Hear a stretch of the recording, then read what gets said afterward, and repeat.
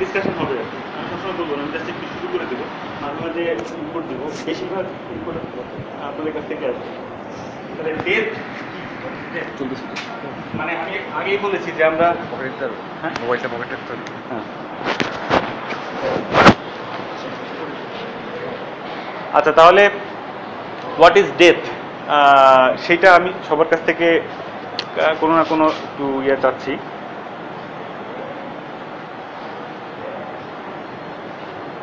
আমি আগেই বলেছি যে এখানে আজকে আমরা যে ডিসকাশনটা করব সেটা মৃত্যু বা অমরত্ব সম্পর্কে সমাজ, ধর্ম, রাজনীতি, অর্থনীতি এগুলো কি বলে সেটা না, বায়োলজিক্যালি সায়েন্টিফিক্যালি কি আর কি জানা গেছে সেটা নিয়ে।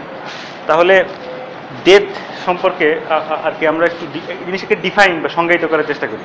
সবাই যার যার মতো করে একটু ইনপুট দিলে ভালো হয়।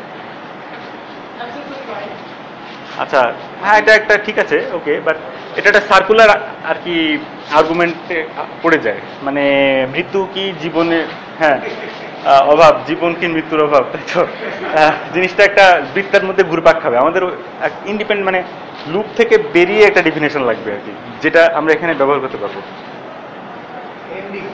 হ্যাঁ, শেষ। আচ্ছা, এখন হ্যাঁ হ্যাঁ হ্যাঁ, ঠিক আছে। আচ্ছা, বায়োলজিক্যাল মানে দ্যাট ইজ মেটাবলিজম বন্ধ হয়ে যাওয়া, তাই তো? হ্যাঁ, তারপরে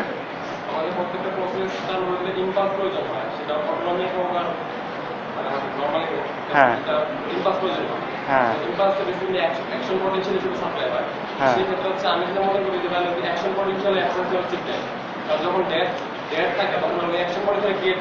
আচ্ছা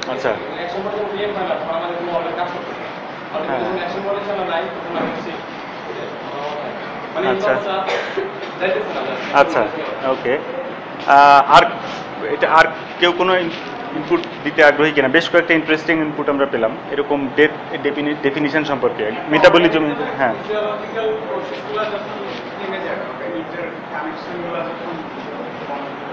হ্যাঁ, আচ্ছা, তো ঠিক আছে, আমরা সবগুলো ডেফিনিশন এখন পর্যন্ত যেগুলো এসেছে এগুলোকে আমরা কোনোটাই আসলে আর কি ভুল না। এক একটা হচ্ছে বিভিন্ন পার্সপেক্টিভ থেকে দেখার চেষ্টা, আরও জেনারেলাইজড ফর্মে ডেথটাকে বোঝার চেষ্টা করা হয়েছে। এবং ডেথ কি এটা বুঝতে পারার সায়েন্টিফিক বা একটা ফিলোসফিক্যাল গুরুত্ব যেরকম আছে সেটা ঠিক, কিন্তু ডেথ এর ডেফিনিশন খুব সিরিয়াসলি দেওয়ার প্রয়োজনটা হয়েছে মানে not due to scientific or philosophical reason. আর কি ডেথের ডেফিনেশনটা খুব সিরিয়াসলি এবং মানে মানুষ খুব সিরিয়াসলি আর কি নিতে বাধ্য হয়েছে, মানে এমন একটা কারণে যেটা not exactly scientific or philosophical. সেটা হচ্ছে ফর মানে ইকোনমিক অ্যান্ড পলিটিক্যাল রিজন, ঠিক আছে? তার কারণ হচ্ছে যে এক্স্যাক্টলি কখন একজন মানুষ বা কোনো একটা কেউ মারা যাচ্ছে সেইটার উপরে তার সম্পত্তির ডিস্ট্রিবিউশন থেকে শুরু করে অনেক কিছু ডিপেন্ড করে, ঠিক আছে? এবং পলিটিক্যালি কোনো একজন নেতা বা কোনো একজন ব্যক্তি মারা গেছে কি যায় নাই সেইটার উপরে অনেক ডিসিশন ডিপেন্ড করে। হ্যাঁ, সেই জন্য ডেথকে ফ্র্যাঙ্কলি স্পিকিং সায়েন্স খুব রিগরাসলি ডিফাইন করার চেষ্টা করে নাই কখনো, কিন্তু ডেথের খুব প্রিসাইজ ডেফিনেশন আইনের বইগুলোতে পাওয়া যাবে, ঠিক আছে? হ্যাঁ, তার কারণ হচ্ছে কোর্টে ডেথ কোনটা সেটা মানে প্রমাণ বা অপ্রমাণ করাটা খুব বেশি জরুরি কোনো একটা মানে পার্টিকুলার কেস এর মীমাংসা কি সেটা করার জন্য, ঠিক আছে? সেখানে অস্পষ্টতা আইনগতভাবে মানে এখন পর্যন্ত ডেথের যত ডেফিনেশন দেওয়া হয়েছে সবচেয়ে স্পষ্ট ক্লিয়ার কাট ডেফিনেশন হচ্ছে লিগ্যাল ডেফিনেশন, ঠিক আছে? এখন তবে এই লিগ্যাল ডেফিনেশনটা অবশ্যই backed up by scientific definition, ঠিক আছে? আসলে সায়েন্টিফিক মানে ডেফিনেশনগুলা তো কখনোই না, মানে প্রতি মুহূর্তে এটা কনস্ট্যান্টলি রিফাইন্ড হয়, চেঞ্জ হয়। তো লিগ্যাল ডেফিনেশনে এটা ঢুকানোর সময় দেখা হয় যে জিনিসটা কতখানি ক্লিয়ার কাট সেটা একটা ব্যাপার, আর একটা হচ্ছে কোর্টে এটা প্রমাণ করা যায় কিনা সেটা, ঠিক আছে। তো এই জন্য ডেথের ডেফিনেশন কিন্তু যুগে যুগে চেঞ্জ হয়েছে লিগালি। একটা সময় ছিল যে হচ্ছে যদি কারোর পালস না পাওয়া যায়, মানে নাড়ি গতি না পাওয়া যায়, তাহলে পরে সে ডেড। আর নারীর গতি নাই, নিঃশ্বাস পড়তেছে না, রেসপন্স করছে না, তাহলে ডেড, ঠিক আছে। কারণ মানে তখন পর্যন্ত আর কি ওই পর্যায়ে যাওয়ার, মানে তখন ওই পর্যায়ে যাওয়ার পরে সায়েন্স কোনো সায়েন্টিফিক ওয়ে বের হয় নাই যে তাকে ওখান থেকে ব্যাক করে নিয়ে আসে। কিন্তু পরবর্তীতে আমাদের আর্টিফিশিয়াল বিভিন্ন লাইফ সাপোর্ট সিস্টেম বা এইসব টেকনোলজিগুলো, সায়েন্স এবং টেকনোলজি অ্যাডভান্সমেন্টের সাথে সাথে এখন কিন্তু আর সেটা সত্য না। দেখা যাচ্ছে যে কারোর মানে শ্বাস বন্ধ হয়ে গেছে, পালস চলতেছে না, তারপরেও তাকে আর্টিফিশিয়াল লাইফ সাপোর্ট সিস্টেমের মাধ্যমে টেকনিক্যালি তার মেটাবলিজমগুলো চালানো যাচ্ছে, ঠিক আছে। এমনও হয় যে কারোর brain dead, that is brain function করছে না ওইভাবে, কিন্তু অন্য মেশিন দিয়ে কয়েক মাস তাকে তার মেটাবলিক ফাংশনগুলো রান করানো যাচ্ছে। তাহলে টেকনিক্যালি তখন লিগাল ডেফিনেশন চেঞ্জ করা লাগলো, তাহলে ওইটা হলেই তার ডেথ না। তারপর হ্যাঁ আছে, ভেরি রেয়ার বাট আছে আর কি, ঠিক আছে। হ্যাঁ হয়, কিন্তু এটা ব্রেইনের সার্টেন এরিয়া আছে যেগুলো একবার ড্যামেজড হয়ে গেলে সেটা ব্যাক করে না, কিন্তু বাই চান্স যদি সেটা ওরকম ড্যামেজ না হয় তাহলে একটা নন জিরো প্রবাবিলিটি আছে, মানে শূন্য থেকে বড় একটা প্রবাবিলিটি আছে, ঠিক আছে, বেঁচে ফেরার। হ্যাঁ, তো সেই জন্য এটা আর কি ডেথের ডেফিনেশনটা। তারপরে এখন আমরা সায়েন্টিফিক্যালি যেটা বলি সেটা হচ্ছে সেলুলার ডেথ এবং সোমাটিক ডেথ, ঠিক আছে। এখন সেলুলার ডেথ মানে হচ্ছে কোষ পর্যায়ের ডেথ, অর্থাৎ সেলুলার ডেথ এর একটা খুব প্রিসাইজ ডেফিনিশন আছে যেটা মেটাবলিজমের সাথে অ্যাসোসিয়েটেড, যে সেল এর মেটাবলিক নেটওয়ার্ক যদি এমনভাবে বিপর্যস্ত হয় যাতে করে তার কয়েকটা ফাংশনের ব্যাঘাত ঘটে। নাম্বার 1, তার এটিপি জেনারেশন বন্ধ হয়ে গেছে। নাম্বার 2, তার মাইটোকন্ড্রিয়া ইজ নট ফাংশনিং, মাইটোকন্ড্রিয়ার একটা কাজ এটিপি জেনারেশন, বাট তার অন্য কাজও আছে, সেটা নট ফাংশনিং। নাম্বার 3, সেলের নিজস্ব এনজাইম, ডাইজেস্টিভ এনজাইমগুলো রিলিজ হয়ে সেলের ইন্টারনাল ডাইজেশন করে ফেলছে, নিজের অর্গানগুলোকেই, মানে নিজের অর্গানেলসগুলোকে ডাইজেস্ট করে ফেলছে। এই 3-4টা ক্রাইটেরিয়া আছে, এগুলো ফুলফিল করলে পরে তখন আমরা বলি যে ওই সেলটা হচ্ছে ইররিভার্সিবলি ড্যামেজ, ঠিক আছে। সরাসরি ডেথ বলি না, আমরা বলি যে ইররিভার্সিবল সেল ড্যামেজ। এখন ইররিভার্সিবল সেল ড্যামেজ কথাটার মানেই হলো যে অ্যাকচুয়ালি এটা মানে আর ফিরে আসবে না, ঠিক আছে। তো এরকম কয়েকটা চেঞ্জ হলে সেটা ultimately leads to sell death. তো এটা হচ্ছে সেলুলার ডেথ ডেফিনেশন, যেটা মোস্টলি বায়োকেমিস্ট্রি এবং বায়োফিজিক্সের সাথে উপর ভিত্তি করে ডেফিনেশনটা দেওয়া, ঠিক আছে। কিন্তু সোমাটিক ডেথ অর্থাৎ বডি অ্যাজ এ হোল, এই ডেথটা কিন্তু এত সোজা না, কারণ প্রতি মুহূর্তেই আমাদের সেলুলার ডেথ হচ্ছে, ঠিক আছে। মায়ের পেট থেকে শুরু করে এখন পর্যন্ত সেলুলার ডেথ কন্টিনিউয়াস। আমাদের সোমাটিক ডেথ মানে পুরো বডি ডেথ, সেটা কিন্তু actually at higher level than the cellular level. তো ওরকম আর কি 200-500,000 কিংবা 1 মিলিয়ন সেল আর কি মারা গেলেও পুরো বডির তেমন কিছু আসে যায় না, যদি সেই সেলগুলো খুব ভাইটাল না হয়, ঠিক আছে। এটা এমনিতেই হয়।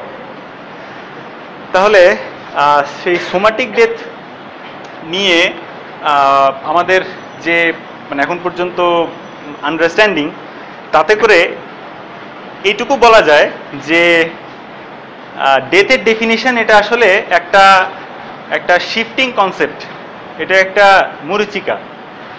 যতই কেউ এই ডেফিনেশনটা ধরার চেষ্টা করে সেটা ততই দূরে সরে যায়, ঠিক আছে। তার কারণ হচ্ছে যে এই ডেফিনেশনটা ডিপেন্ড করে, ডেথের সায়েন্টিফিক ডেফিনেশনটা আলটিমেটলি ডিপেন্ড করে যে আমরা কতটুকু পর্যন্ত ড্যামেজ হলে সেটাকে রিভার্স করতে পারি সেটার উপরে।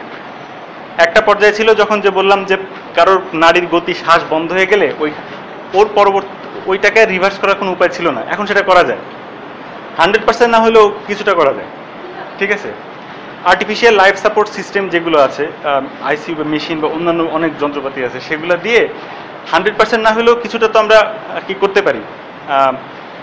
তো আইসিইউতে লাইফ সাপোর্ট সিস্টেমে রাখে বা ইত্যাদি, তো ওটা সাকসেস রেট খুব বেশি না, কিন্তু সাকসেস 0%ও না, মোর দ্যান 0%, ঠিক আছে। তো সেই জন্য এটা দেখা যাচ্ছে যে ডেথের ডেফিনিশনটা আলটিমেটলি ডিপেন্ড করতেছে যে আমরা সেলুলার বা সোমাটিক যে ফাংশনগুলো আছে, ফাংশন বা স্ট্রাকচার, সেই জিনিসটাকে কতটা মানে কতটা আর কি রিভার্স করার ক্ষমতা সায়েন্স বাই টেকনোলজি পাচ্ছে, সেইটার উপরে আসলে ডেথের ডেফিনিশন ডিপেন্ড করতেছে। তো মানব সভ্যতার কোনো একটা পার্টিকুলার সময়ে ওই সভ্যতা ডেথকে মানে দ্যাট ইজ এই ডিসফাংশনগুলোকে কতখানি কারেক্ট করতে পারে, সেইটার উপরে নির্ভর করতেছে ওই সময়কার ডেথের ডেফিনিশনটা, ঠিক আছে। হ্যাঁ, তাহলে যদি সামনের দিনগুলোতে ন্যানো টেকনোলজি এ ধরনের কাজ করতে পারে, ইনফ্যাক্ট সেটা থিওরিটিক্যালি এখন পসিবল, প্র্যাকটিক্যালি না হলেও, সেটা হচ্ছে যে ন্যানো লেভেলের মলিকুলার রোবট তৈরি করা সম্ভব হবে, যেইটা সেলের বিভিন্ন স্ট্রাকচার, বায়োকেমিক্যাল বিভিন্ন স্ট্রাকচার বা পাথওয়ের জন্য রেসপন্সিবল বিভিন্ন মলিকুলস, এগুলাকে রিপেয়ার করে ফেলবে, মলিকুলার লেভেলে যে রিপেয়ার করে ফেলবে, ঠিক আছে। তো এই ধরনের টেকনোলজি যদি আসলেই বাস্তবায়িত হয়, তাহলে যেটা হবে সেটা হচ্ছে ওই রোবটগুলা কতখানি ড্যামেজ রিপেয়ার করতে পারে সারা বডিতে, সেইটার উপরে তখন আর কি ডেথের ডেফিনিশনটা ডিপেন্ড করবে। হ্যাঁ, আর এরকমও করা সম্ভব ইন প্রিন্সিপাল, যে কোনো একটা শরীরের কোনো একটা অঙ্গ পচে বা গলে গেছে, তো পচে বা গলে যাওয়া মানে হচ্ছে তার বিভিন্ন কেমিক্যাল বন্ডগুলো আর কি ডিসরাপশন হয়ে গেছে, তো ন্যানো রোবটগুলো যদি সেগুলোকে রিভার্স করে ফেলতে পারে, তাহলে পরে তো সেটা আবার ঠিক হয়ে যাবে, সে অর্গানটা, তাই না, ফাংশন করতে থাকবে ঠিক মতো। তো তার মানে আমরা এটা বলতে পারি যে ডেথ হচ্ছে আমাদের বডির বা যে কোনো একটা বায়োলজিক্যাল সিস্টেম এর ক্ষেত্রে ডেথ হচ্ছে এটাই যে কন্টিনিউয়াস মানে আর কি লাইফ প্রসেসটা হচ্ছে এন্ট্রপি কমানোর প্রচেষ্টা, অর্থাৎ কোনো একটা অর্গানাইজ সিস্টেম এন্ট্রপি কমানোর মাধ্যমে বেঁচে থাকে, ঠিক আছে। আমরা আমাদের বডির এন্ট্রপি কমানোর মাধ্যমে বেঁচে থাকি, তবে এটার কস্ট আছে, কস্টটা হলো আমাদের এনভায়রনমেন্টের এন্ট্রপি বেড়ে যায়, আমাদের চারপাশের। হ্যাঁ, আচ্ছা, এন্ট্রপি কথাটা মানে একদম খুব মানে খুব সোজাসাপ ডেফিনিশন, মানে আইডিয়াটা হচ্ছে যে একটা মলিকুল কতখানি মানে একটা সিস্টেম কতখানি ডিসঅর্গানাইজড ওয়েতে থাকতে পারে, সেইটার মেজারমেন্ট হচ্ছে এন্ট্রপি, কতখানি অগোছালোভাবে থাকতে পারে। এটা খুব রাফ ডেফিনিশন, যদিও এটা খুব কমপ্লিট ডেফিনেশন না, কিন্তু মোটামুটি এখনকার বোঝার জন্য যে কতখানি উল্টাপাল্টাভাবে ডিসঅর্গানাইজ বা অগোছালো বা বিশৃঙ্খলাভাবে রাখা যেতে পারে কোনো সিস্টেমকে, সিস্টেমের ইউনিটগুলোকে, সেটা হচ্ছে এন্ট্রপি। এখন যে কোনো বায়োলজিক্যাল সিস্টেমের বেঁচে থাকার ক্রাইটেরিয়াটাই হলো যে সে ওই ডিসঅর্গানাইজেশনটাকে প্রিভেন্ট করে, সে গুছানোর চেষ্টা করে সব জিনিসকে, ঠিক আছে, স্ট্রাকচারের মধ্যে নিয়ে আসার চেষ্টা করে, সেটা হচ্ছে গিয়ে মানে তার মানে এন্ট্রপি কমানোর চেষ্টা করে। হ্যাঁ, কিন্তু আমাদের ইউনিভার্সের বৈশিষ্ট্য হলো এর এন্ট্রপি বাড়তে থাকবে টোটালি, থার্মোডাইনামিক্সের সেকেন্ড ল অনুসারে।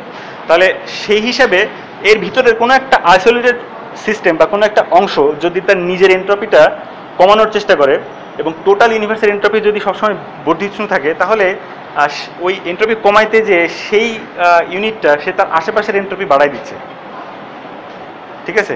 কারণ সে নিজে গোছালো হইতে যে এমন কিছু কাজ তার করা লাগে যেটা তার পরিবেশের মধ্যে হিট রিলিজ করে দেয়, যেটা এন্ট্রপি বাড়ায় দেয়। বেঁচে থাকতে গেলে যে রিয়াকশনগুলো হয় তার বাই প্রোডাক্ট হিসেবে তার পরিবেশের এন্ট্রপি বেড়ে যায়, এই জন্য ইউনিভার্সের টোটাল এন্ট্রপি বাড়ার দিকেই থাকে। তো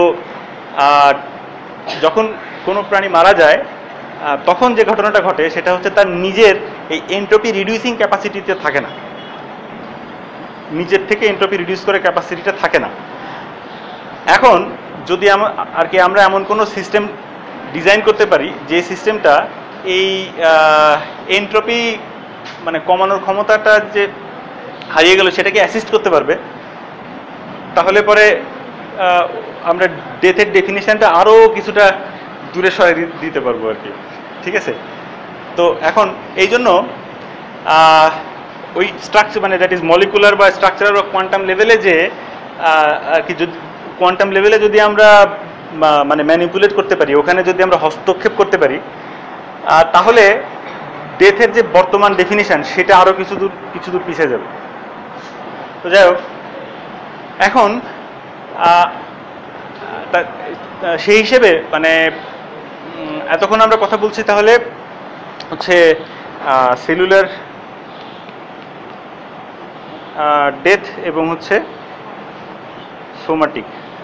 এখন এই সেলুলার বা সোমাটিক ডেথ এই ব্যাপারটাই আসলে আর কি অমরত্ব বলতে বায়োলজিক্যালি আমরা যেটা বুঝি সেটা হচ্ছে এই সেলুলার বা সোমাটিক ডেথকে অ্যাভয়েড করা, এটাকে বুঝি এখন, মানে বা অ্যাভয়েড করা বা রিভার্স করে নিয়ে আসা, কিছু মানে আগের অবস্থায় ফিরে নিয়ে আসার চেষ্টা করা। এটা এখন এটা এগুলো হচ্ছে কি আমরা টেকনোলজিক্যালি জোর জবরদস্তি করে করতেছি, তাই তো?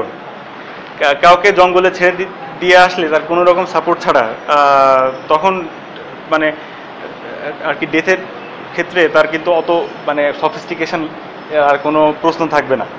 হ্যাঁ, সিম্পলি সে খাবার বা পানি না পেয়েই একটা পর্যায়ে যে মারা যেতে পারে বা সামথিং।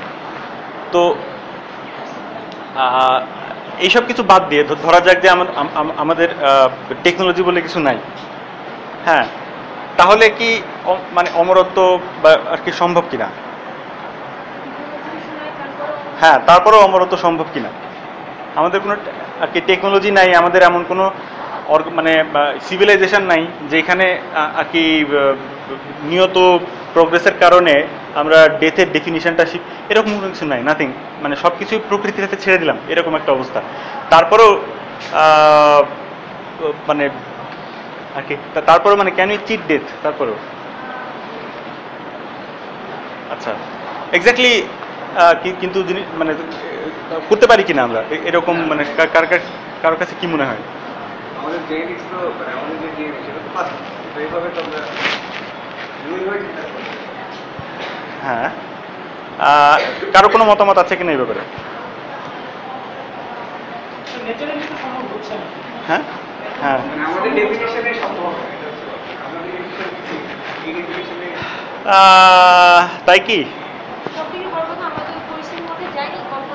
না, আমরা ওই পরিস্থিতির মধ্যে যাইনি, কিন্তু চিন্তা করা যাক এমন অন্য কোনো প্রাণী বা অন্য কোনো স্পিসিস, অন্য কোনো প্রজাতি যাদের অ্যাপারেন্টলি কোনো সভ্যতা বা মানে টেকনোলজি নাই, ঠিক আছে, তারা কি পেয়েছে কিনা?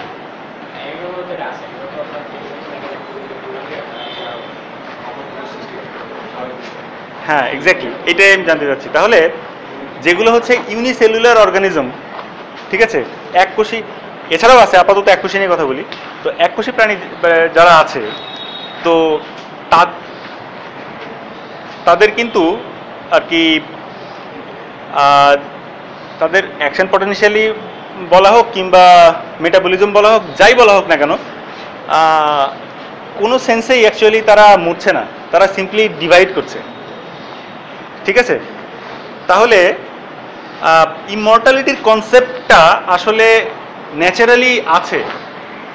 ন্যাচারালি আছে, কিন্তু জিনিসটা আমরা ওভারলুক করে যাই আমাদের আত্মকেন্দ্রিকতার কারণে। আমরা যেহেতু একটা বিশেষ প্রজাতির অন্তর্ভুক্ত হোমোসেপিয়েন্স, আমরা মনে করি বাকিগুলা বেল নাই, ঠিক আছে?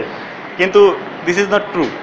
ইনফ্যাক্ট আর কি এই পৃথিবীতে যতগুলো স্পিসিস এখন পর্যন্ত আমরা স্পিসিস জানি, তার মধ্যে স্বাভাবিক মৃত্যু নাই এরকম স্পিসিসের সংখ্যা ইজ গ্রেটার দেন যাদের স্বাভাবিক মৃত্যু আছে, ঠিক আছে?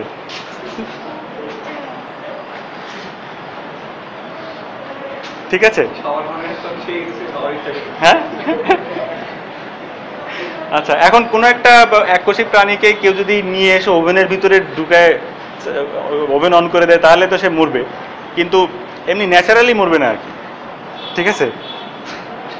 তো এখন এই স্পিসিস সংখ্যা বেশি এবং ইনফ্যাক্ট ওই স্পিসিসের সদস্য সংখ্যাও বেশি। হ্যাঁ, শিওর, এটা তো একটা পার্থক্য। হ্যাঁ, আপনি বলছেন যে এমন একটা সংখ্যা আছে যারা মরে না, তাদের সংখ্যাটা বেশি। হ্যাঁ, কিন্তু যে তারা ডিভাইডেড হয়, হ্যাঁ, কিন্তু ডিভাইডেডও হয় না, একদম ক্লিয়ার থাকে, এরকম কি আছে? আচ্ছা, তারা মারা যায় না, কিন্তু তারা তো ডিভাইডেড হয়, নতুন ভাবে অপত্য প্রাণ জন্ম হয়, কিন্তু ডিভাইডেডও হবে না, এরকম কি আছে? হ্যাঁ, ইনফ্যাক্ট মানে এটাও একটা মেকানিজম সার্ভাইভালের জন্য। যেমন ধরেন হচ্ছে কি ভাইরাস কিংবা অনেক ব্যাকটেরিয়া আছে, ফাঙ্গাসও আছে যারা কোনো একটা প্রতিকূল পরিবেশে গেলে তারা নিজেদের চারপাশে একটা সিস্ট তৈরি করে ফেলে, একটা কাভারিং তৈরি করে ফেলে। ওই রকম অবস্থায় তারা হাজার হাজার লক্ষ লক্ষ বছর ওইভাবে থাকতে পারে। পরবর্তীতে সে একটু ফেভারেবল বা পুষ্টিকর পরিবেশ পেলে পরেই সে আবার ওই সিস্ট থেকে বেরিয়ে এসে তার বংশবৃদ্ধিগুলো করতে থাকবে। সে হাজার হাজার লক্ষ লক্ষ বছর ধরে জীবিত অবস্থায় থাকে, কিন্তু বিভাজিত হয় না, এরকম আর কি থাকতে পারে।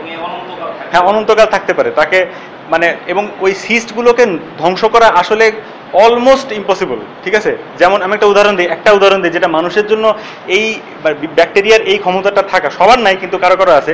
তো এই সিস্ট তৈরি করা বা স্পোর তৈরি করার ক্ষমতাটা থাকার কারণে আসলে মানে প্র্যাকটিক্যালি ডাক্তার হিসেবে আমরা মানে আমাদের একটা ফাইট করা লাগে, সেটা হচ্ছে যে টিটেনাস। এটা খুবই ধনুষ্টঙ্কার, এটা খুবই মারাত্মক একটা অসুখ। তো এই টিটেনাসের জীবাণুটা বিভিন্ন মানে মরিচা ধরা জিনিসপত্র মানে কিংবা স্যাঁতস্যাঁতে এসব জায়গায় থাকে। এখন এরা অনেক সময় করে কি, এরা হচ্ছে সিস্ট তৈরি করে থাকে। এখন ওই সিস্ট কাটটাকে মানে যদি সিস্ট থেকে বেরিয়ে এসে সে বংশবৃদ্ধি করতো, তাহলে পরে সে ওষুধে রেসপন্স করে। কিন্তু ওই সিস্টের ভিতরে থাকা অবস্থায় ওইটাকে ভেদ করতে পারে এরকম কোনো ওষুধ নাই। ওইটাকে পানিতে ফুটাইলেও মরে না আর কি, ওইটাকে হচ্ছে 20% সালফিউরিক অ্যাসিডে ডুবাইলেও মরে না, ওইটাকে হচ্ছে আর কি 10% সোডিয়াম হাইড্রোক্সাইডে ডিজলভ করলেও মরে না। ঠিক আছে, তা ওইটাকে হচ্ছে 800 ডিগ্রি মানে 800 ডিগ্রি আর কি সেলসিয়াস ওভেনের ভিতরে ফেলে দিলেও মরে না।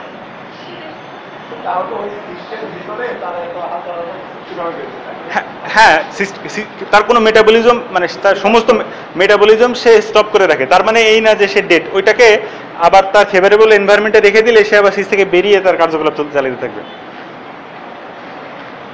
ঠিক আছে, তো হ্যাঁ এরকম জিনিস আছে আর কি। ঠিক আছে, এখন ইনফ্যাক্ট এদের সংখ্যাই বেশি, খুব বেশি দূরে তাদের সংখ্যা কাউন্ট করার জন্য যেতে হবে না। আমাদের পুরো বডিতে হচ্ছে অ্যাবাউট 100 ট্রিলিয়ন সেল আছে। একজন পূর্ণবয়স্ক মানুষের শরীরে 100 ট্রিলিয়ন সেল থাকে, কিন্তু এর থেকে প্রায় 10 থেকে 100 গুণ বেশি থাকে হচ্ছে ব্যাকটেরিয়া।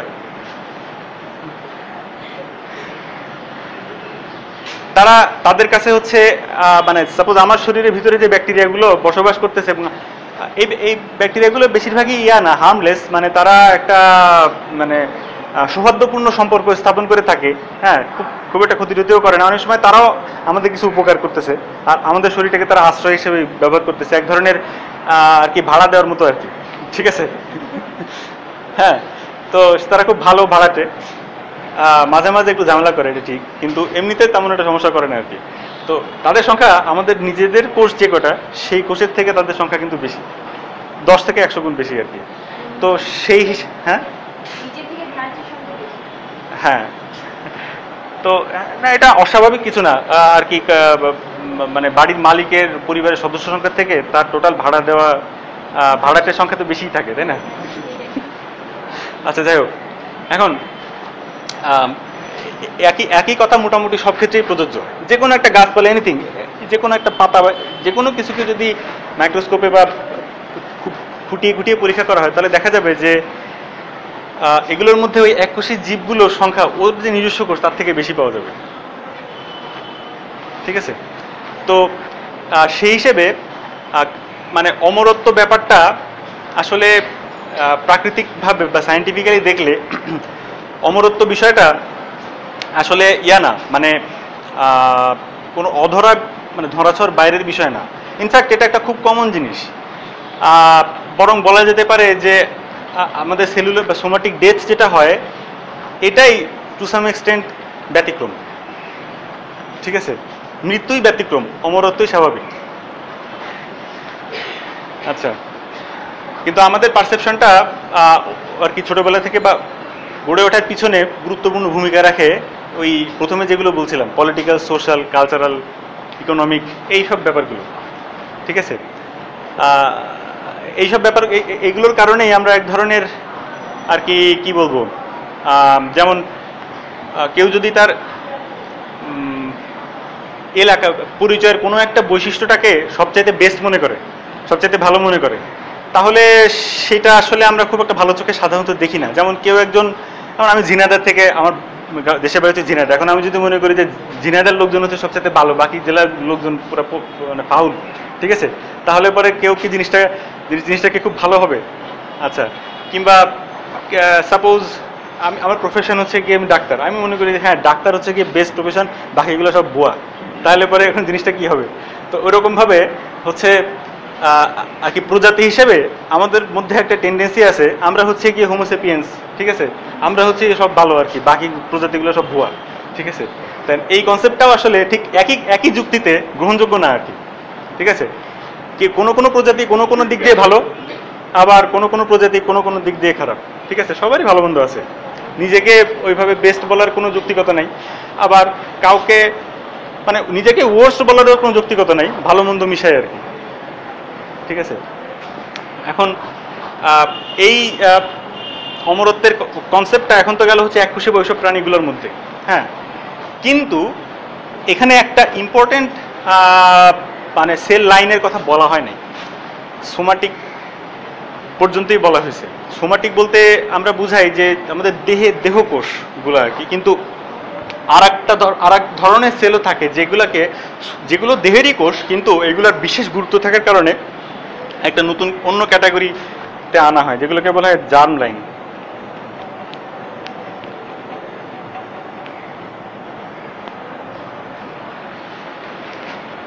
আচ্ছা, এটার ব্যাপারে কারোর কোনো মানে আমি আশা করতেছি না যে কারোর এটা ধারণা থাকবে, কিন্তু কারোর কোনো বাই চান্স শোনা আছে কিনা কথাটা জার্ম লাইন? আচ্ছা, জার্ম লাইন সেল মানে হচ্ছে গিয়ে জনন কোষ এর এবং তার সাথে সংশ্লিষ্ট যে সেলগুলো আছে জনন কোষ, অর্থাৎ মানুষ বা যেসব প্রাণীর ক্ষেত্রে আর কি সেক্সুয়াল রিপ্রোডাকশন হয় তাদের ক্ষেত্রে হচ্ছে মেইনলি দুই ধরনের আর কি জনন কোষ বা জার্ম লাইন সেল আছে। একটা হচ্ছে মেল গ্যামেটস, একটা ফিমেল গ্যামেটস। মেল গ্যামেটসের বিভিন্ন প্রজাতিভেদে বিভিন্ন নাম আছে, স্পার্মোটোজয়েড, স্পার্মাটিড ইত্যাদি বিভিন্ন নাম আছে। ফিমেল গ্যামেটসের এরকম নাম আছে, এগ, ওভাম ইত্যাদি বিভিন্ন নাম আছে। তো এই জার্ম লাইন সেলগুলা হচ্ছে একটা বিশেষ কিসিমের সেল। এই জার্ম লাইন সেলগুলো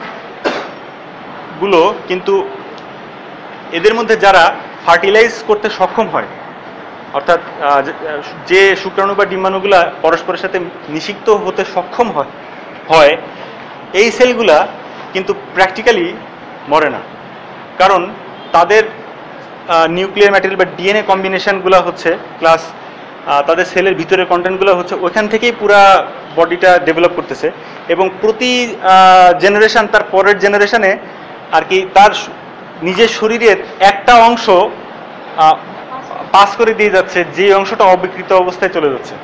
তাহলে জার্ম লাইন সেল এর যে বংশগতির জন্য দায়ী যে অংশটা, সেই পার্টটুকু কিন্তু অমর, হ্যাঁ।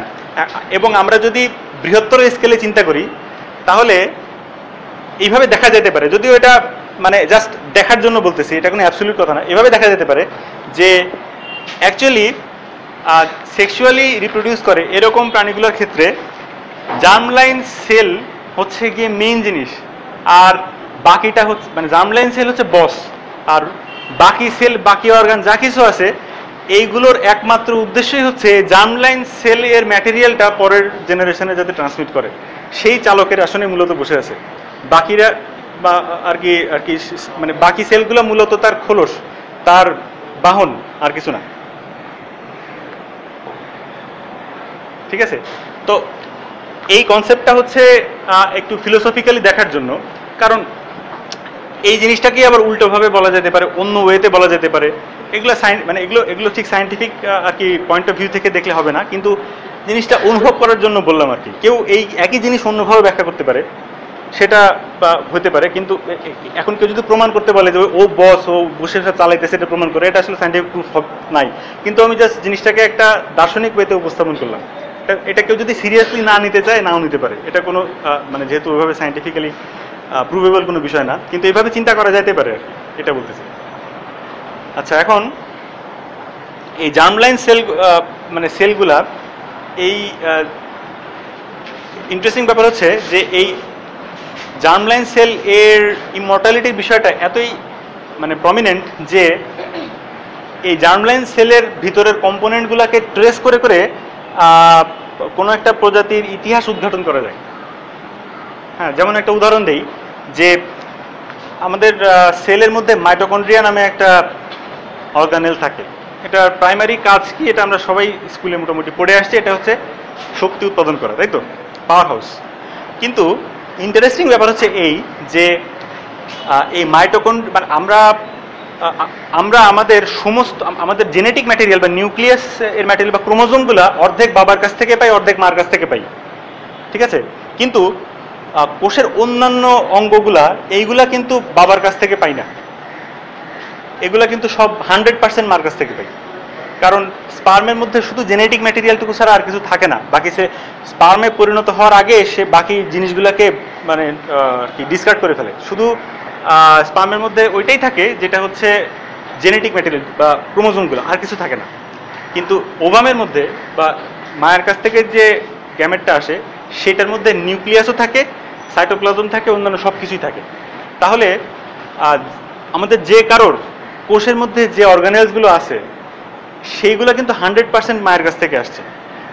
ক্রোমোজোমগুলোর কেবলমাত্র 50% বাবার থেকে, 50% মায়ের কাছ থেকে, ঠিক আছে। অর্থাৎ জেনেটিক ইনফরমেশন যেটা সেইটার ক্ষেত্রে বলা যায় যে 100 মানে 50% বাবা, 50% মা। কিন্তু ওই নিউক্লিয়াসের মানে ক্রোমোজোমগুলো বাদে অন্যান্য পার্টগুলা 100% মার কাছ থেকে, ঠিক আছে। এখন এই জিনিসগুলোর মধ্যে একটা পার্ট হচ্ছে গিয়ে মাইটোকন্ড্রিয়া, এবং মাইটোকন্ড্রিয়ার মধ্যে তার নিজস্ব ডিএনএ আছে যেটা নিউক্লিয়াস থেকে আলাদা, নিউক্লিয়াসের ডিএনএ থেকে আলাদা।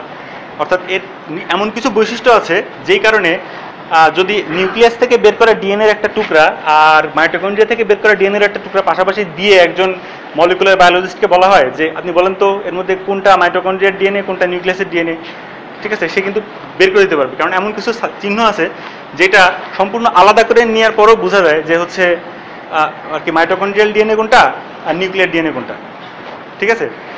তাহলে এইখান থেকে একটা ক্লু পাওয়া যায়, সেটা হচ্ছে যে আমরা যদি বিভিন্ন এলাকার বা বিভিন্ন মানে জেনারেশনের মানুষের মাইটোকন্ড্রিয়ার ডিএনএটা বের করে দেখি, তাহলে সেখান থেকে ওই ডিএনএগুলোর ভিতরে মিল অমিলগুলো থেকে ট্রেস করা যায় যে কোন বংশধারা কোন দিকে যাচ্ছে। কারণ ওইটা তো ইনট্যাক্ট অবস্থায় আর কি, মোটামুটি ইনট্যাক্ট অবস্থায় হচ্ছে পরের জেনারেশনে যাচ্ছে। নিউক্লিয়ার ডিএনএটি কিন্তু ঠিক ইনট্যাক্ট হচ্ছে না, সে কিন্তু প্রতি প্রজন্মে মিক্স আপ হচ্ছে, 50% করে মিক্সার হচ্ছে। কিন্তু মাইটোকন্ড্রিয়াল ডিএনএ কোনো মিক্সার হচ্ছে না, ওইটা 100%ই একজনের কাছ থেকেই আসতেছে, ঠিক আছে। সেই কারণে মাইটোকন্ড্রিয়াল ডিএনএ দিয়ে আমাদের বংশলতিকা বের করা যায়। তো এই মাইটোকন্ড্রিয়াল ডিএনএ বা মাইটোকন্ড্রিয়া বা সেলের অন্যান্য অর্গানেলসের অমরত্ব যে জার্মলাইন সেলগুলোর, এই মূলনীতিটা কাজে লাগিয়েই কিন্তু মানুষ বা অন্যান্য প্রাণী যাদের মাইটোকন্ড্রিয়া আছে, সবার কিন্তু মাইটোকন্ড্রিয়া নাই, যাদের মাইটোকন্ড্রিয়া আছে তো তাদের ক্ষেত্রে কার থেকে কে আসছে সেই সেল লাইনগুলা বের করা যায়। এবং এরকম করে হিসাব করে আর কি দেখা গেছে যে সমগ্র মানব প্রজাতির উৎপত্তি স্থল যে আফ্রিকা, সেই জিনিসটা কনফার্ম হওয়া গেছে মূলত মাইটোকন্ড্রিয়াল ডিএনএ অ্যানালিসিস করে, ঠিক আছে। তো এখন এটা আবার একটা উদাহরণ দিলাম যেটা হচ্ছে মানে আমাদের শরীরের মধ্যেই আমরা অমরত্বের বিভিন্ন নমুনা বয়ে নিয়ে বেড়াচ্ছি, হ্যাঁ, সেটার কিছু উদাহরণ হিসেবে দিলাম আর কি। তার মানে আফ্রিকাতে প্রথম মানব বলা ঠিক হবে না, মানবী, কারণ যেহেতু মায়ের কাছ থেকে আসছে। এখন আফ্রিকাতে যে প্রথম মানবী না হলেও প্রথম কয়েকজন মানবী, ঠিক আছে, একজন কাছ থেকে আসছে সেটা অবশ্য হওয়া যায়নি, কয়েকজন ছিল এটুকু পর্যন্ত আসছে। তো এখন ওই প্রথম মানবী আর কি, তার যে মাইটোকন্ড্রিয়া ছিল সেটা প্র্যাকটিক্যালি আমাদের পর্যন্ত অমর অবস্থায় আছে। কারণ মাইটোকন্ড্রিয়া কিন্তু নিজেরা ডিভাইড করে, সেলের ডিভিশনের সাথে তার সম্পর্ক নাই, সে পার্সোনালি মানে নিজের মতো করেই বংশবৃদ্ধি করতে করতে আসে, ঠিক আছে। তো এখন এরকম মানে এখন প্রশ্ন হচ্ছে মাইটোকন্ড্রিয়ার এরকম অদ্ভুত বিহেভিয়ারের কারণ কি, সেটা আর কি অন্য আর একটা সেশনে আলাপ করা যাবে, কারণ ওইটা আর এক কাহিনী, ঠিক আছে। তো এই অমরত্বের ব্যাপারে অ্যাকচুয়ালি আমরা অমরত্বের যে পারসেপশনটা মানে হোল্ড করি বা ধারণ করি, এই পারসেপশনের ক্ষেত্রে একটা বড় ব্যাপার হচ্ছে এই যে আমাদের জার্মলাইন সেলগুলো আছে সেগুলো আর কি নিজেরা চিন্তা করতে পারে না, নিজেদের অস্তিত্ব সম্পর্কে তারা আলাদাভাবে সচেতন না, ঠিক আছে? কিংবা যদি সচেতন হয়ও সেই সিগন্যাল আমাদের ব্রেন পর্যন্ত পৌঁছায় না। আমি আমার জার্মলাইন সেল এখন কি করতেছে ওইটা চোখ বন্ধ করে ফিল করতে পারি না, ঠিক আছে? হ্যাঁ, তো এখন সেই জন্য আমরা যখন অমরত্ব নিয়ে চিন্তা করি তখন মূলত আমরা আমাদের এই সোমাটিক সেলগুলো মানে অর্থাৎ বডি এইটাকেই আর কি বেশি প্রায়োরিটি দেই। সেই জন্য আমাদের মানে মৃত্যুকে অ্যাভয়েড করা বা অ্যাটলিস্ট অ্যাভয়েড না করতে পারলেও দীর্ঘদিন বাঁচার অনেক চেষ্টা আমরা করতে থাকি।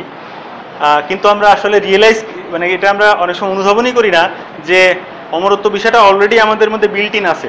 আমরা আর কি সেই দিকে আর কি মনোযোগ দিলে আমাদের আফসোসটা হয়তো কমবে। হ্যাঁ, আচ্ছা, এখন মোটামুটিভাবে আর কি যেটুকু মানে কথা আমি বলবো বলে ঠিক করে আসছিলাম সেটুকু আমি বলেছি, একটা আউটলাইন অ্যাটলিস্ট। এখন কিছুটা ডিসকাশন হলে মনে হয় একটু ভালো হবে, কারোর যদি কোনো কিছু ইয়ে থাকে। হ্যাঁ হ্যাঁ, এত স্ট্রিক্ট থাকার দরকার নেই। হ্যাঁ, যদি কেউ মারা যায় সেক্ষেত্রে তার মাইটোকন্ড্রিয়া ডিএনএ কি মানে মৃত্যু হয় নাকি? অ্যাকচুয়ালি যখন কেউ মারা যাচ্ছে তখন তার শরীরের মানে সমস্ত কিছু ডিগ্রেডেড হয়ে যাচ্ছে। আমরা মাইটোকন্ড্রিয়া বা জার্মলাইন সেলগুলোকে অমর এই অর্থে বলতেছি যে সেই বান্দাটা মারা যাওয়ার আগে যদি তার বংশধর রেখে যেতে পারে তাহলে, ঠিক আছে? হ্যাঁ, অর্থাৎ এটা একটা ভালো পয়েন্ট। সেটা হচ্ছে একটা টার্ম আছে, মানে এই শব্দটা আর কি ইভলিউশনারি বায়োলজি এবং সিস্টেমস বায়োলজিতে খুব ইউজ করা হয়। সেটা হচ্ছে জেনেটিক ডেথ, ঠিক আছে? জেনেটিক ডেথ বলতে বোঝায় যে কোনো একজন একটা প্রজাতির কোনো একটা সদস্য সে জেনেটিক্যালি ডেড। এই কথাটার মানে হলো যে সে তার শরীরের জার্মলাইনের কোনো অংশ পরের জেনারেশনে ট্রান্সফার করার ক্ষমতা নাই, অর্থাৎ সে বন্ধা বা কি ইনফার্টাইল, অথবা সে এটা করার আগেই ফিজিক্যালি মারা গেছে বা করতে আনএবল, ঠিক আছে? এইরকম কন্ডিশনটাকে বলা হয় জেনেটিক ডেথ, ঠিক আছে?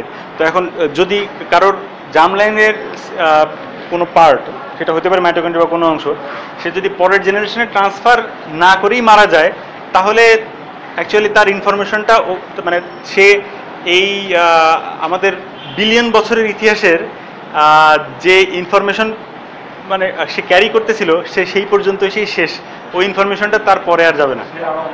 হ্যাঁ, সে আর অমর না।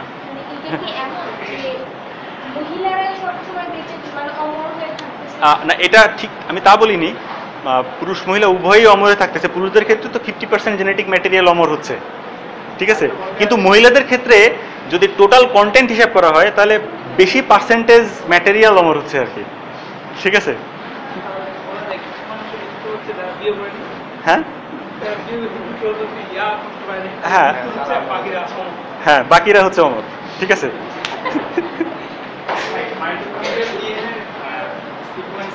হ্যাঁ,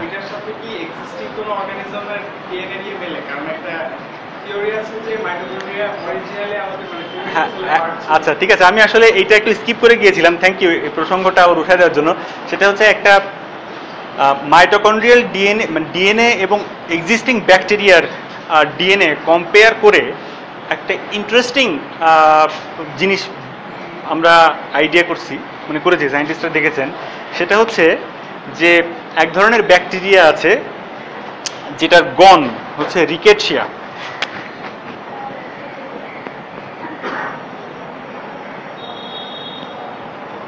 রিকেটশিয়া নামে একটা জেনাস আছে, এর বিভিন্ন স্পিসিস আছে, প্রবাবলি রিকেটশিয়া প্রাওয়াজকি এরকম, যাই হোক রিকেটশিয়া স্পিসিস এভাবেই দেখি।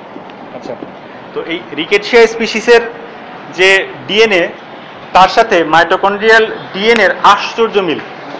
এবং শুধু তাই না, রিকেটশিয়ার যে হচ্ছে সেল মেমব্রেন আছে, মানে তার যে মেমব্রেনটা আছে সেইটা মানে সিমিলার টু আর কি মাইটোকন্ড্রিয়া। রিকেটশিয়ার মানে আর কি ব্যাকটেরিয়ার মানে জেনারেল স্ট্রাকচার সম্পর্কে যদি মানে কারোর মোটামুটি আইডিয়া আছে কি একটা ব্যাকটেরিয়া কেমন হয়? হ্যাঁ, আচ্ছা, ব্যাকটেরিয়া এবং ইউক্যারিওট বা মানে ডিপ্লয়েড সেল, ইউক্যারিওটিক সেল, এই সেলগুলোর মধ্যে একটা বড় ডিফারেন্স হচ্ছে সেল ওয়াল। হ্যাঁ, সেল মেমব্রেনের পরে ব্যাকটেরিয়াতে সেল ওয়াল থাকে, কিন্তু আমাদের ওটা থাকে না। আবার উদ্ভিদ কোষেও থাকে সেল ওয়াল, ওটার কথা আলাদা। ব্যাকটেরিয়াতে সেল ওয়াল থাকে, কিন্তু রিকেটশিয়া এইটা সেল ওয়াল নাই, এটা ওয়াললেস। ঠিক আছে, এবং মাইটোকন্ড্রিয়ারও কোনো ওয়াল নাই। ঠিক আছে, আলাদা করে তো ওয়াল নেই, ও তো প্লাজমা মেমব্রেন দিয়ে ঘেরা। ঠিক আছে, এরকম হচ্ছে অনেক সিমিলারিটি এদের মধ্যে পাওয়া যায়। তো সেখান থেকে আর কি, এবং সাথে কিছু এক্সপেরিমেন্টাল এভিডেন্স যোগ করে এইটা মোটামুটি নিশ্চয়তার সাথে আমরা এখন বলতে পারি যে বিলিয়ন বছর আগে কোনো এক সময়ে এই রিকেটশিয়াটা কোষের ভিতরে ইনফেকশন হিসেবে ঢুকছিল, কিন্তু ঢোকার পরে তারা ফ্রেন্ড হয়ে গেছে। ঠিক আছে, তখন কারণ কি, বায়োকেমিস্ট্রি সম্পর্কে সবার যদি একটা আইডিয়া থাকে তাহলে মাইটোকন্ড্রিয়া ছাড়াও কি এটিপি বা এনার্জি জেনারেশন সম্ভব? মাইটোকন্ড্রিয়া না থাকলে সম্ভব কিনা একটু মলিকুলার আইডিয়া থাকলে পরে সম্ভব, যেটাকে বলে সাবস্ট্রেট লেভেল ফসফোরাইলেশন, তাই তো? হ্যাঁ, কিন্তু কম হলেও হয়। ঠিক আছে, এবং ইনফ্যাক্ট এরকম ইউক্যারিওটস আছে যাদের মাইটোকন্ড্রিয়া নাই। তার একটা উদাহরণ হচ্ছে জিয়ারডিয়া। ঠিক আছে, এটা একটা এককোষিক প্রোটোজোয়া, জিয়ারডিয়া। এরকম আরও আছে। জিয়ারডিয়ার কথাটা আমার মাথায় প্রথমে আসছে যেহেতু আমি একজন ডাক্তার এবং জিয়ারডিয়া দিয়ে ডায়রিয়া হয়, এই জন্য এটা আমার মাথায় প্রথমে আসছে। আরও এক্সাম্পল আছে। তো এবং শুধু তাই না, জিয়ারডিয়া স্পিসিসটাই হচ্ছে লিওয়েনহুক প্রথম মাইক্রোস্কোপে দেখতে পাচ্ছিলেন, মানুষের দেখা প্রথম আণুবীক্ষণিক প্রজাতি জিয়ারডিয়া। তো এই জিয়ারডিয়ার মধ্যে মাইটোকন্ড্রিয়া নাই, কিন্তু সে কিন্তু ব্যাকটেরিয়া না, সে কিন্তু এককোষ মানে প্রোটোজোয়া। ঠিক আছে, এখন এরকম আরও প্রাণী আছে যে যাদের ভিতরে মাইটোকন্ড্রিয়া নাই। তারপরে দেখা গেল কি হঠাৎ করে একটা পর্যায়ের পরে মাইটোকন্ড্রিয়া যুক্ত প্রাণী পাওয়া যাচ্ছে। তার মানে ওই সময়ে হচ্ছে মাইটোকন্ড্রিয়াগুলো ইনফেকশন কোর্সের ভিতরে করে ওর ভিতরে ফিক্সড হয়ে গেছে। ঠিক আছে, তখন এইগুলো আরও এবং এত বেশি সংখ্যা ছড়ায় পড়ছে যে এখন মাইটোকন্ড্রিয়া বিহীন প্রজাতি খুঁজেই পাওয়া খুব মুশকিল, খুবই অল্প কয়েকটা আছে। কারণ মাইটোকন্ড্রিয়া যেগুলোর ভিতরে ঢুকছিল ওইগুলো হাইলি সাকসেসফুল হয়েছে বেশি এনার্জি প্রোডাকশন করতে পারার ক্ষমতা হঠাৎ করে পেয়ে যাওয়ার কারণে। আর এতে ব্যাকটেরিয়া যেটা তার লাভ হয়েছে যে সে তার চারপাশে একটা প্রোটেকশনের জন্য একটা বিশাল একটা জিনিস পেয়ে যাচ্ছে। সরাসরি তাকে কেউ অ্যাটাক করতে পারবে না, সেলটাকে অ্যাটাক না করে, যে সেলের ভিতরে সে আছে সেইটাকে অ্যাটাক না করে তো তাকে অ্যাটাক করা যাবে না। সুতরাং এটা তার জন্য ভালো হয়েছে। ঠিক আছে, এবং মোট কথায় এ ধরনের জিনিসকে বলে হচ্ছে গিয়ে সিম্বায়োসিস, মিথজীবিতা। এখন তো এই মাইটোকন্ড্রিয়া হচ্ছে এরকম মিথজীবিতার একটা উদাহরণ। আর এরকম আরও একটা উদাহরণ আছে যেটা উদ্ভিদের ক্ষেত্রে পাওয়া যায়, সেটা হচ্ছে প্লাস্টিড। এরাও সায়ানো ব্যাকটেরিয়া বা ব্লু গ্রিন অ্যালজি, যেটা সায়ানো ব্যাকটেরিয়া উদ্ভিদ কোষের ভিতরে ইনফেকশন করতে যে তার একটা অংশ হয়ে যাওয়ার কারণে প্লাস্টিড হিসেবে এখন আমরা পাচ্ছি।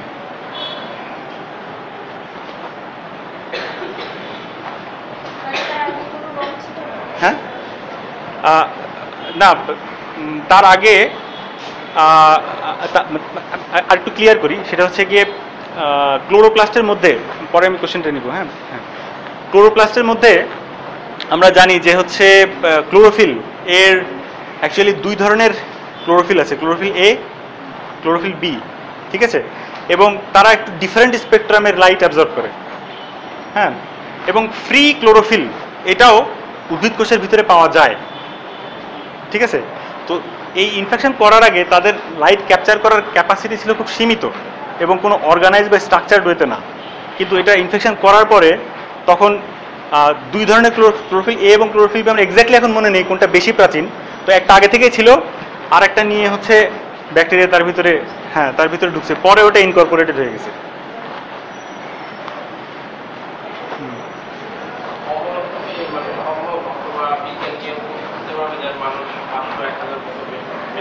আচ্ছা, তার মানে তোমার হ্যাঁ না, আগে অনেক কম ছিল। আচ্ছা, একটা হচ্ছে যে প্রথম প্রশ্নটা যেটা, সেটা আমরা আজকের আলোচনার পরে একটু রিফ্রেশ করব যে মানুষ অমরত্ব পাবে কিনা। আজকে রিফ্রেশ হবে, মানে একটু অন্যভাবে শব্দগুলো সাজাবো প্রশ্নটা। সেটা হচ্ছে মানুষ সোমাটিক ইমমর্টালিটি পাবে কিনা, ঠিক আছে? হ্যাঁ, জার্মলাইন ইমমর্টালিটি মানুষকে কষ্ট করে পাইতে হয় নাই, ওটা এমনি আছে, ঠিক আছে? কেউ কষ্ট করে একটু পরবর্তী বংশধর রাখার মতো আর কি আয়োজন করতে পারলেই হয়, কিন্তু হ্যাঁ, কিন্তু প্রশ্নটা হচ্ছে যে সোমাটিক ইমমর্টালিটি পাবে কিনা, তাই তো? আচ্ছা, এখন এটা এই মুহূর্তে এটা বলা খুবই মুশকিল। তবে আমরা বেশ কিছু তাত্ত্বিক বা থিওরিটিক্যাল বিভিন্ন মানে মডেল যেগুলো পাচ্ছি, তাতে করে এটা আসলে এমন কোনো এভিডেন্স আমরা পাচ্ছি না যে এটা সম্ভব না। অন্যভাবে বললে, ঠিক আছে, এমন কোনো এভিডেন্স আমরা পাচ্ছি না যে সোমাটিক ইমমর্টালিটি সম্ভব না, ঠিক আছে? কিন্তু এমন এভিডেন্সও পাচ্ছি না যে সোমাটিক ইমমর্টালিটি এই আগামী 10 বছরের মধ্যে হয়ে যাবে, এরকমও পাচ্ছি না, ঠিক আছে? আচ্ছা, আর নেক্সট কোয়েশ্চেনটা ছিল গড় আয়ু। আচ্ছা, হ্যাঁ, গড় আয়ু, মানুষের গড় আয়ু বা ডেফিনেটলি মানে প্রাচীন গত কয়েক হাজার বছরে যা ছিল তার তুলনায় এখন বাড়ছে। এটা তো একটা কমন স্ট্যাটিস্টিক্সের বিষয়। একটু পুরনো স্ট্যাটিস্টিক্স ঘাঁটলেই কম্পেয়ার করলে খুব বেশি মানে দূর আগে যাওয়ার দরকার নাই। আমি জাস্ট এটাই বলি যে হচ্ছে 1700 শতকে হচ্ছে আমাদের দেশের স্ট্যাটিস্টিক্সগুলো তো অত ডেভেলপ না। 1700 শতকে আর কি ইউরোপ এবং তাদের ইমিগ্রেন্ট আমেরিকান, তাদের যে গড় আয়ু ছিল সেটা ছিল অ্যারাউন্ড কত 48 ইয়ার্স, 48 বছর এরকম ছিল। তার পরের দশকে, পরের শতকে সেটা বেড়ে 50-এর ঘরে গেল। তারপরে এখন সেটা বাড়তে বাড়তে ওখানকার ওদের হচ্ছে অলমোস্ট 80 বছর না কত দেন এখন ইউএসএ। হ্যাঁ হ্যাঁ, এরকম। আমাদের দেশের স্ট্যাটিস্টিক্স যদি খুব অতদিন আগের স্ট্যাটিস্টিক্স আমাদের নাই, কিন্তু আমরা যদি কয়েক দশকের স্ট্যাটিস্টিক্স দেখি, তাতে করে দেখব যে প্রতি দশকেই মানে আমাদের গড় আয়ু 1 বছর 1.5 বছর করে করে বাড়ছে, ঠিক আছে? যেমন সর্বশেষ এখন গড় আয়ুটা হচ্ছে 70 ইয়ার্স হয়েছে আর কি। হ্যাঁ, 70 সামথিং হয়েছে আর কি, ঠিক আছে?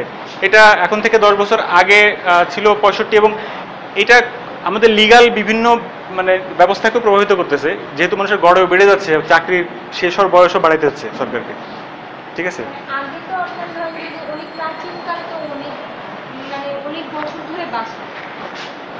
এরকম কোনো এভিডেন্স আমরা পাই না। আচ্ছা আচ্ছা আচ্ছা, আমি এখানে একটা জিনিস বলি, সেটা হচ্ছে গিয়ে প্রাচীনকালে আর কি বিভিন্ন ধর্মগ্রন্থ বা যারা এগুলা আর কি লিখতেন বা তো মানে আর কি বার্থ এবং ডেথ রেকর্ড রাখার কোনো এস্টাবলিশ সিস্টেম ছিল না। তুমি এখনো যদি আপনারা কেউ গ্রামে যে অনেকদিন বেঁচে আছে এমন কাউকে জিজ্ঞাসা করেন যে আপনি কত, আপনার বয়স কত, সে সুনির্দিষ্ট করে বলতে পারবে না। সে কোনো ঘটনা বলতে পারবে যে অমুক বন্যা হয়েছিল সে সময় আমি দেখছি, অমুক একটা এই ঘটনা ঘটছিল দেখছি, এইখানে এই বট গাছটা হচ্ছে এটুকু ছিল সেই সময় আমি দেখছি, ঠিক আছে? কিন্তু সুনির্দিষ্টভাবে কোনো সংখ্যা কিন্তু সে উল্লেখ করতে পারবে না। এখন প্রাচীনকালে যারা এই হিস্টোরিক্যাল রেকর্ডগুলো রাখতেন, তো তাদের কাছে মানে হিস্টোরিক্যাল রেকর্ড কিপিংও শুরু হয়েছে কিন্তু অনেক পরে। হেরোডোটাসের আগে কোনো হিস্টোরিক্যাল রেকর্ড কিপিং ছিল না। তো এখন সেই কারণে তাদের হিস্টোরিক্যাল রেকর্ড কিপিংয়ের একমাত্র উৎসই ছিল যে প্রবীণ ব্যক্তিদের মৌখিক বর্ণনার উপরে কোনো কিছু লেখা। তো ধর্মগ্রন্থগুলো to some extent historical record, ঠিক আছে? তো এখন ওই রেকর্ডগুলোকে যারা কম্পাইল করছেন, তো তারা করতে যে তাদের তো ওরকম মানে কোনো রেজিস্ট্রি ছিল না, রেকর্ড ছিল না। তো মানুষজনের অ্যাকচুয়ালি ধারণাও ছিল না যে 100 বছর মানে কি, 1000 বছর মানে কি, ঠিক আছে? তো সেই জন্য ইনফ্যাক্ট 1000 বা 100 যে মানে বলা হবে, তো জিরোই বা আবিষ্কার হয়েছে কবে, ঠিক আছে? তো সেই সব কারণে মানে শুধুমাত্র ধর্মগ্রন্থ না, মানে মোটামুটিভাবে খ্রিস্টপূর্ব সময়কার বিভিন্ন যে রেকর্ডসগুলো পাওয়া যায় এবং সেই রেকর্ডের ভিত্তি করে পরবর্তীতে যেসব জিনিসগুলো করা হয়েছে সেখানে বয়স, তারপরে কোনো রাজার রাজত্বকাল, তারপরে কোনো একটা মানে ঐতিহাসিক ঘটনা থেকে আর একটা ঐতিহাসিক ঘটনার মধ্যবর্তী সময়কাল, এগুলোর ব্যাপারে মারাত্মক রকম অসামঞ্জস্য পাওয়া যায়। পরবর্তীতে সেগুলো আবার প্রত্নতাত্ত্বিক এভিডেন্স কার্বন ডেটিং করে মিলে ঠিক করা লাগে। তারপরেও 100-200 বছরের ইরর হয়েই যায়, কারণ কার্বন ডেটিং অত অ্যাকুরেট না যে 5 বছরের মধ্যে অ্যাকুরেসি দিবে। ঠিক আছে? আচ্ছা,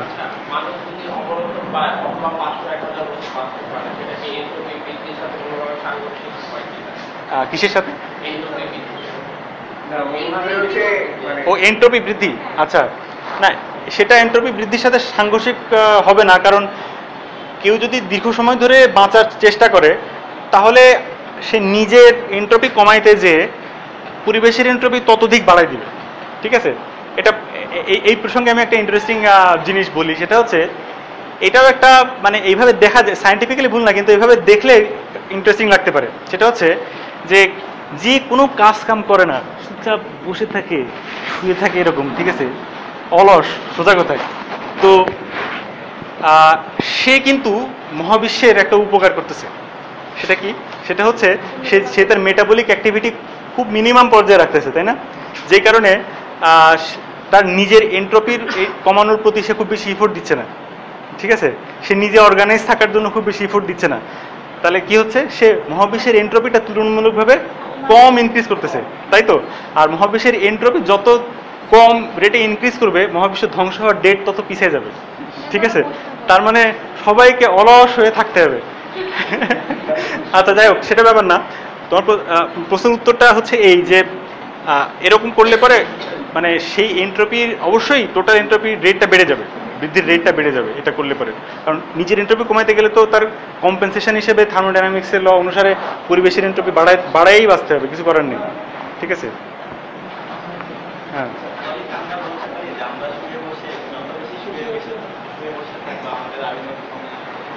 এটা আয়ু তত্ত্ব না, এটা আসলে ডাইরেক্টলি আয়ুর সাথে সম্পর্কিত না, কিন্তু মানে এটা পুরো মহাবিশ্বের মানে আয়ুর সাথে কথা বলা হচ্ছে। ঠিক আছে? পার্সোনাল অবশ্যই হ্যাঁ, এটা ঠিক যে শুয়ে বসে থাকলে কারোর আয়ু কমে যাবে, সেটা অন্য কারণে, এন্ট্রপির সাথে সম্পর্কিত না। সেটা হচ্ছে তার শরীরে ফ্যাট অ্যাকুমুলেট হতে থাকবে, বিভিন্ন অসুখ বিসুখ বাসা বাঁধবে ইত্যাদি, এসব কারণে।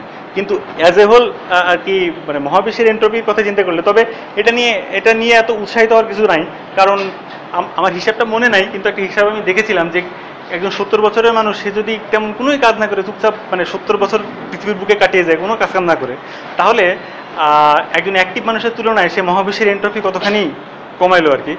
তো সেই হিসাবটা এতই ক্ষুদ্র যে মানে ওই রকম পুরো বিশ্বের পৃথিবীর সব মানুষ মিলেও যদি ওই কাজ করে তাহলেও খুব সিগনিফিকেন্ট ইনক্রিজ হবে না আর কি। হ্যাঁ হ্যাঁ, মানে অনেকটা এরকম প্রশ্ন যে হচ্ছে গিয়ে যদি এই মুহূর্তে পৃথিবীর সব মানুষ একসাথে দাঁড়ায় এরকম একটা লাভ দেয়, তাহলে কি পৃথিবী তার কক্ষপথ থেকে সরে যাবে কিনা? হ্যাঁ,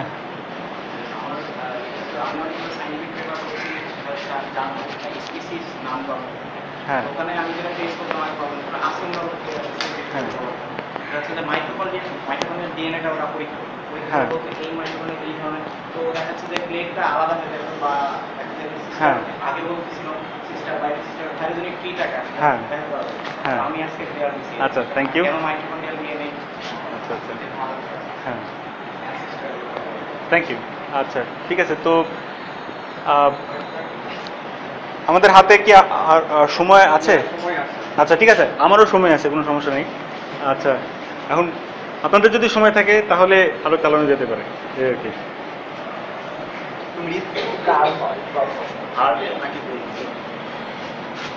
এটা অবশ্য